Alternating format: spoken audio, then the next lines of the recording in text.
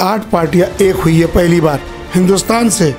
BJP को उठा के फेंकना चाहते हैं। आप लोग सीए के बारे में क्या कह रहे हैं? बीजेपी ये चाहती है कि माइनॉरिटीज़ और मुसलमान को हिंदुस्तान से उखाड़ फेंकना। उनका डबल स्टैंडर्ड नहीं, उनका कोई स्टैंडर्ड ही नहीं है। इतने बड़े देश के प्रधानमंत्री, उन्हें ऐसा नहीं करना चाहिए। हर साल करोड़ों लोगों को बेरोजगार कर रहे हैं। स्वागत है आपका मिलत टाइम्स में। मैं हूं शम्स तबरेज़ कासमी और इस वक्त मैं आसाम में हूं। जिन 5 राज्यों में चुनाव हो रहा है उसमें आसाम बहुत अहम है और मेरे साथ है जनाब सिराजुद्दीन अजमल, लोकसभा के फॉर्मर एमपी हैं और आसाम की जमुना मुख्य विधानसभा से चुनाव भी लड़ रहे हैं। All India United democratic front का नुमाया चेहरा हैं। सिराजुद्दीन अजमल साहब, मिलत टाइम्स में खुशामदीद। अस्सलाम वालेकुम रहमतुल्लाहि व बरकातुहू। आसाम में पहली मर्तबा तब्दीली आई है कि कांग्रेस और यूडीएफ का अलायंस हो गया है और आप दोनों जो मुखालिफ थे, अपोजिशन में हुआ करते थे आप और वो हुकूमत में थे, अब साथ हैं। तो अगर आपकी सरकार बनती है तो आप लोग क्या क्या करेंगे आसाम के लोगों के लिए? ये तो वाकई हिस्टोरिकल हुआ है। 8 पार्टियां, एआईडीएफ, कांग्रेस, दोनों कम्युनिस्ट, इस तरह मिला के 8 पार्टियां एक हुई है पहली बार। तो इंशाल्लाह, अगर नहीं अल्लाह ने चाहा तो जुटबंधन की ही सरकार बनेगी इंशाल्लाह। और सरकार बनने के बाद हम लोग ये जो कम्युनल फोर्स बीजेपी है, इसको पहले आसाम से और फिर आस्ते आस्ते बाकी पार्टियों के साथ मिलकर हिंदुस्तान से बीजेपी को उठा के फेंकना चाहते हैं। तभी जाके हिंदुस्तान की तरक्की होगी। आसाम में जो चुनाव है, एनआरसी सबसे बड़ा आसाम का मुद्दा रहा है और अब बीजेपी ने भी आसाम एनआरसी को लेकर के खामोशी इख्तियार की है। सीए पर तो वो बिल्कुल चुप हैं। आप लोग सीए के बारे में क्या कह रहे हैं? देखिए, सीए को हम रिपील करना चाहते हैं। ये सीए नहीं होना चाहिए जो बीजेपी गवर्नमेंट ने लाया। एनआरसी के बारे में हम लोग तो बहुत पहले से इस पर बात कर रहे हैं। ये जो बीजेपी का मुद्दा है, बीजेपी ये चाहती है कि माइनॉरिटीज़ और मुसलमान को हिंदुस्तान से उखाड़ फेंकना।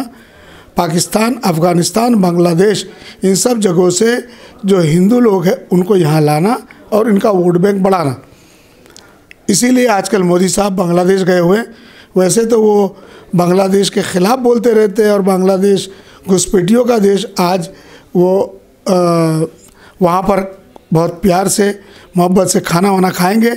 घूमने गए हैं बहन के घर, रिलेशन अच्छा। उनका जो स्टैंड है यहाँ, वो इंडिया में बांग्लादेश के ख़िलाफ़ बोलकर सियासत कर रहे हैं कि सारे घुसपैठिए बांग्लादेश से आए हुए हैं और वहाँ जा कर के वो कह रहे हैं कि हम बांग्लादेश के लिए, हमने उसकी आज़ादी के लिए हम जेल गए, हमने संघर्ष किया और दोस्ती का किरदार निभा रहे हैं। तो ये डबल स्टैंडर्ड है उनका। उनका डबल स्टैंडर्ड नहीं, उनका कोई स्टैंडर्ड ही नहीं है। अफसोस की बात यह है, इतने बड़े देश के प्रधानमंत्री, उन्हें ऐसा नहीं करना चाहिए। लोग अब समझ गए उनका और बीजेपी का एजेंडा देश को बंटवारा करना है और उस पर कब्ज़ा करके उस पर राज करना है। तो लोग समझ गए हैं। देखिए, लोगों के किसी मुद्दा पर वो बोलते ही नहीं। घुसपैठिए, बदरुद्दीन अजमल या घुसपैठिए, ये कोई सब्जेक्ट नहीं होता। घुसपैठिए आप नहीं संभाल सकते तो आप हट जाइए। उसके बाद जो गवर्नमेंट आएगी वो घुसपैठियों को संभालेगी। ये सब मुद्दा बना के रखना, इसलिए कि हज़ारों लाखों करोड़ों रुपए का घपला बीजेपी गवर्नमेंट कर चुकी है। इनके दोस्तों को अमीर बना रही है, गरीबों को और गरीब कर रही है। डिमोनेटाइजेशन किया इन्होंने, उससे बर्बादी लाए। ये लोग जो प्रोग्राम लेते हैं उसमें सिर्फ बर्बादी ही बर्बादी होती है। कहा कि हर साल करोड़ों की रोज़गारी देंगे, हर साल करोड़ों लोगों को बेरोज़गार कर रहे हैं। अच्छा, अभी जो बीजेपी आसाम में चुनाव लड़ रही है, उनकी जो कैंपेनिंग चल रही है, जिसमें एकतरफा तौर पर डायरेक्ट मौलाना बदरुद्दीन अजमल को टारगेट किया जा रहा है। उन पर अमित शाह के सारे लोग बेबुनियाद इल्ज़ामात लगा रहे हैं और उन्हीं को लेकर के कांग्रेस पर भी वो तनकीद कर रहे हैं। देखिए, ऐसा मौलाना बदरुद्दीन अजमल को जिस हिसाब से ये लोग प्रमोट कर रहे हैं, हम लोग को मौलाना बदरुद्दीन अजमल को प्रमोट करने की ज़रूरत ही नहीं पड़ेगी। ये लोग देश के मुद्दा, जो गरीबी है, ये जो अनएम्प्लॉयमेंट है और बहुत सारे प्रॉब्लम है जिनको लेकर देश को, इन लोगों को देखना चाहिए। वहाँ तो ये लोग लूट मार कर रहे हैं और जब चुनाव आता है, एक मुद्दा आसाम में है बदरुद्दीन अजमल, एक मुद्दा वेस्ट बंगाल में है ममता बनर्जी। इस तरह लोगों का ये लोग ध्यान खींचना, और ये लोग एक्सपर्ट है उसमें। क्यों? कि पूरी मीडिया इनकी खरीदी हुई है, मीडिया इनके जेब में है। आपकी पार्टी से तकरीबन 20-21 उम्मीदवार मैदान में चुनाव लड़ रहे हैं, कितने पर जीत की उम्मीद है? नहीं, हमारे पार्टी से तो डायरेक्ट 14 और फ्रेंडली में 15, टोटल 5 टोटली 19 कैंडिडेट हम लोगों को दिया गया है। इंशाअल्लाह अल्लाह ने चाहा हमारा रिजल्ट बहुत अच्छा होगा, कम से कम 17 से 18 सीट हम जीतेंगे इंशाअल्लाह। और पूरे आपकी अलायंस में इंशाअल्लाह एटलीस्ट 75 सीट्स अल्लाह ने चाहा आनी चाहिए। 75 तक की उम्मीद है जी, इसलिए कि आगरामा साहब भी हमारे साथ है और ये जो 8 पार्टियां एक हुई है इससे बहुत बड़ी ताकत मिली है पूरे आसाम में। अब इन्हीं पार्टियों में वोट बढ़ता था तो बीजेपी तो पैसे के जोर पे गवर्नमेंट में आई थी, अब उनका पैसे का खेल नहीं चलने वाला। रिलीफ को लेकर के, सोशल वर्क को लेकर के, एजुकेशन के मैदान में आप यानी अजमल फाउंडेशन का, मरकज़ुल मारिफ का एक बड़ा कारनामा है।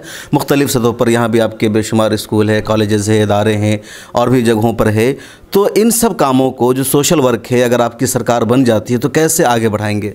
देखिए ऐसा है कि अल्हम्दुलिल्लाह आज तक सरकार के बिगैर हम लोग हमारा काम करे जा रहे हैं। इंशाअल्लाह अगर जब हमारा गठबंधन का सरकार आ जाएगा तो ये काम को 5 गुना ज़्यादा ताकत मिल जाएगी और ये आसाम में बहुत जल्दी से और ज़ोर से फैलेगा। इससे लोगों को बहुत फ़ायदा होगा। बहुत शुक्रिया। तो हमारे साथ है सिराजुद्दीन अजमल साहब, इतर के मशहूर बिजनेसमैन हैं, all India United democratic front के कौमी सदर मौलाना बदरुद्दीन अजमल के छोटे भाई है, बारपेटा से लोकसभा के MP भी रह चुके हैं और अब इस मरतबा जामुखना से विधानसभा का चुनाव खुद मैदान में आकर लड़ रहे हैं। पार्टी को भी एक तरह से लीड कर रहे हैं, पार्टी का दूसरा तीसरा बड़ा चेहरा माने जा रहे हैं और सारे मुद्दों पर हमने बातचीत की, तफसील से जवाब दिया और साफ तौर पर, ख़ास तौर पर यह कहा कि जब अलायंस की सरकार बनती है UPA की आसाम में तो CA को ख़त्म कर दिया जाएगा, जिसकी वजह से आसाम के शहरियों पर शहरियत छिन जाने की तलवार लटक रही है। और दूसरे जो मुद्दे, इसके अलावा जो कांग्रेस ने जो मैनिफेस्टो जारी किया उसमें ये बात भी कही गई है कि 5 लाख लोगों को रोज़गार दिया जाएगा। जो टी गार्डन के जो वर्कर्स है उनकी जो मजदूरी है उसको 335 रुपये 50 रुपये गालिबन किया जाएगा, 365 रुपये किया जाएगा। इस तरीके से 5 लाख लोगों को नौकरी दी 5 लाख लोगों को नौकरी दी जाएगी।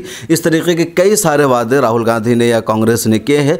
दूसरी तरफ जो BJP का मैनिफेस्टो है उसमें कुछ ज़्यादा वादा नहीं किया गया, सिर्फ 2 लाख लोगों को रोज़गार देने का वादा किया गया है। दीगर मामलों में जैसे CA का मामला है उस पर BJP खामोश है। सबसे मामला जो BJP का डबल स्टैंडर्ड ये है कि आसाम में BJP कह रही है कि हम CA नहीं लाएंगे या चुप है, बंगाल में BJP कह रही है कि हम CA को नाफिज करेंगे। इस सिलसिले में आसाम चुनाव यात्रा लगातार हमारा जारी है, हम मुख्तलिफ इलाकों से आपको रिपोर्ट देते रहेंगे। आपके ज़रिए मैं आसाम के लोगों को एक मैसेज देना चाहूँगा कि भाइयों बहनों बुजुर्गों, पहली बार ऐसा मौका मिला है कि 8 पार्टी एक हुई है और आसाम में अगर गठबंधन का गवर्नमेंट आता है, पहले तो कम्युनल फोर्स BJP यहाँ से ले जाके हम लोग ब्रह्मपुत्र में उनको डुबा देंगे इंशाअल्लाह। और दूसरा ये होगा कि जो असली तरक्की है वो शुरू होगी। इस वक्त सिर्फ हिंदू मुस्लिम का पॉलिटिक्स हो रहा है जो आसाम के लिए बहुत बुरा है, देश के लिए बहुत बुरा है। आप सब लोगों की सहयोगिता की दरख्वास्त करता हूँ। अच्छा, चलते चलते एक और सवाल आपसे ज़रूरी बनता है। आप 2019 का लोकसभा चुनाव लड़े नहीं, आप MP थे, 14 में बने, 2019 में आप सियासत में बिल्कुल गायब थे, फिर 21 में आप सियासत में एक्टिव नज़र आ रहे हैं। देखिए ऐसा है, आपको शायद आपको नहीं मालूम कि मैं 2 बार यहाँ MLA रह चुका हूँ। 2016 से लेके मैं एक बार 5 साल, एक बार 3.5 साल, उसके बाद मैं MP बन के गया। मैं पॉलिटिक्स से हट गया था, ज़रा मेरी तबीयत सही नहीं थी और मुझे व्यापार में भी बहुत ज़्यादा माशाल्लाह मसरूफियत बढ़ गई थी। लेकिन यहाँ देखा कि लोगों ने, जमुना मुख के लोगों ने बहुत इसरार किया, बहुत डिमांड किया और मैंने देखा कि अगर मैं नहीं आऊँगा तो जमुना मुख की सीट जीतना मुश्किल हो जाएगा। इसलिए मैंने फिर से आया हूँ और इंशाअल्लाह अल्लाह ने चाहा पूरा 5 साल करूँगा, लोगों की खिदमत करूँगा इंशाअल्लाह। बहुत शुक्रिया। आप थे सिराजुद्दीन अजमल साहब। आसाम चुनाव को लेकर आपकी क्या राय है, आप क्या सोचते हैं, कमेंट सेक्शन में ज़रूर लिखिए। फिर मुलाकात होगी किसी और शख्सियत के साथ। अपना ख्याल रखिए। अल्लाह हाफिज़। मिल्लत टाइम्स को आपकी ज़रूरत है, हमारी आप माली मदद करें। हर महीने सिर्फ 100 रुपये और 1 साल के लिए एक साथ सिर्फ 1000 रुपये। रकम भेजने के लिए यहाँ दिए गए फ़ोन पे, गूगल पे और पेटीएम नंबर का इस्तेमाल कर सकते हैं।